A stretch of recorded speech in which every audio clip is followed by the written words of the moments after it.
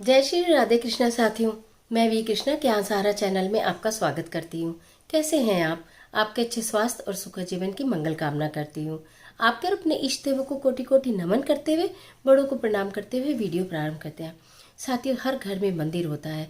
भगवान की पूजा प्रतिदिन की जाती है। ईश्वर का बनाया हुआ ये संसार, ईश्वर का दिया हुआ हमें जीवन, ईश्वर का दी हुई हमें हर एक वस्तु धन्य धान्य है। तो घर में जब हमने एक मंदिर ईश्वर का बनाया है, भगवान का मंदिर बनाया है, प्रतिदिन घर के सारे सदस्य या एक सदस्य तो अवश्य पूजा करते हैं।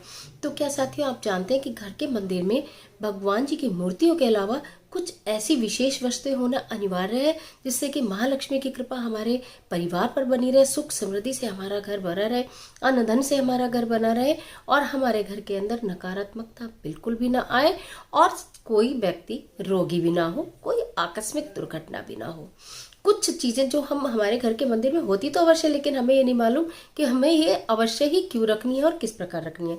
तो चलिए झटपट आज की वीडियो में आपको बताना चाहूंगी कि घर के मंदिर में ऐसी कौन सी वस्तुएं होना अत्यंत अनिवार्य है जिससे कि हमारा जीवन सफल हो जाए, सुखमय हो जाए, यानी कि धनवान बन जाए हम।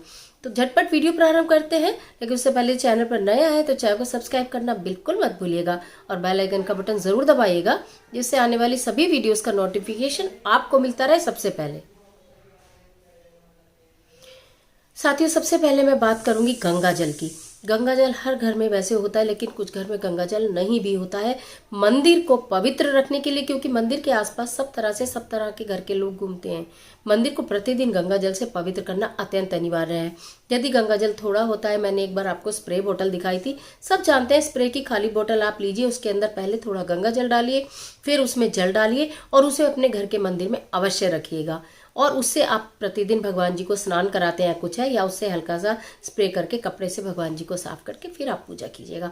गंगा जल का विशेष स्थान है घर को पवित्र करने के लिए, घर की नेगेटिविटी को दूर करने के लिए। इसलिए आपके घर के मंदिर के अंदर गंगा जल होना बहुत जरूरी है। उसे खत्म ना होने दें, जब भी वो समाप्ति की ओर हो उसमें आप लाकर और मिला लें। ये एक बहुत जरूरी चीज आपके घर में होनी चाहिए मंदिर में। दूसरी चीज है दक्षिणवर्ती शंख।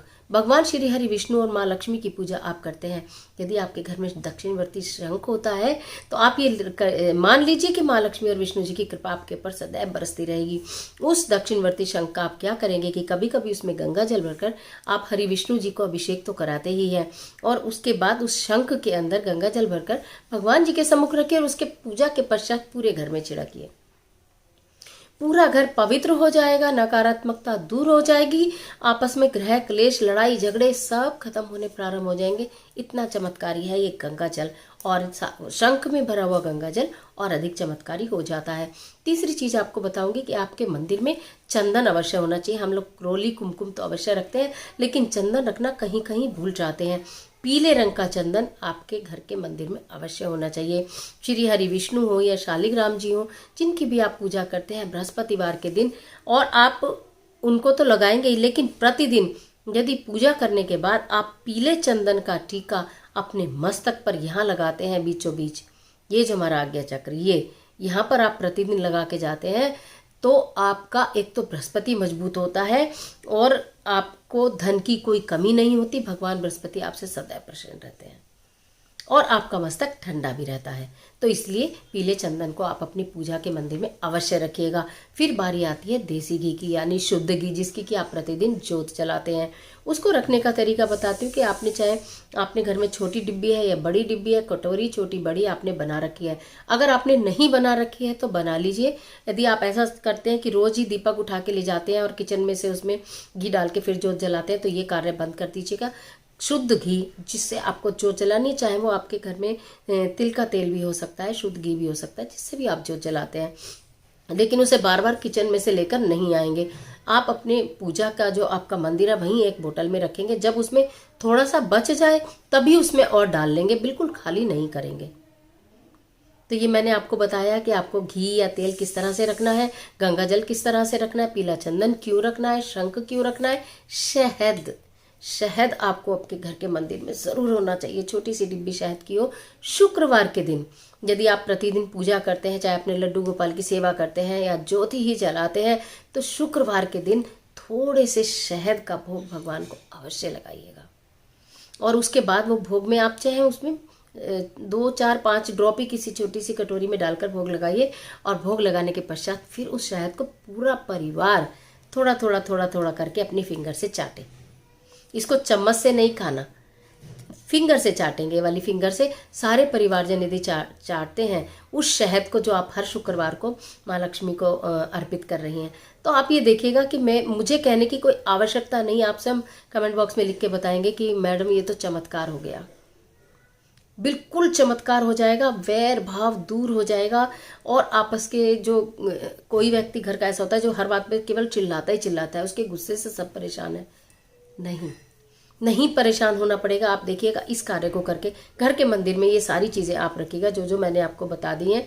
घी बता दिया है मैंने, शहद बता दिया मैंने, चंदन बता दिया मैंने, गंगा जल बता दिया आपको मैंने, शंख बता दिया आपको, और लक्ष्मी जी के साथ कुबेर जी की मूर्ति। दीपावली पर मैंने आपको बताया था, आप लोगों के पास पहले से होगी, बहुत अच्छी बात है। नहीं थी तो आप लेकर जरूर आए होंगे।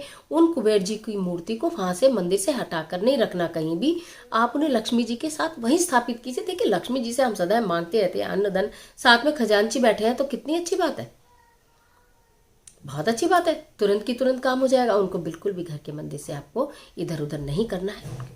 पूरे वर्ष, खाली दीपावली ही नहीं, पूरे वर्ष आप उनकी पूजा करते रहिए और फिर आप देखिएगा चमत्कार। ये सारी चीज़ें आप अपने घर के मंदिर में रखिए और उसके बाद आप देखिए, जिससे हर चीज़ का मैंने आपको उपयोगी बताया है कि वो चीज़ हमें क्यों रखनी है, वो चीज़ हमारा क्या कार्य करेगी।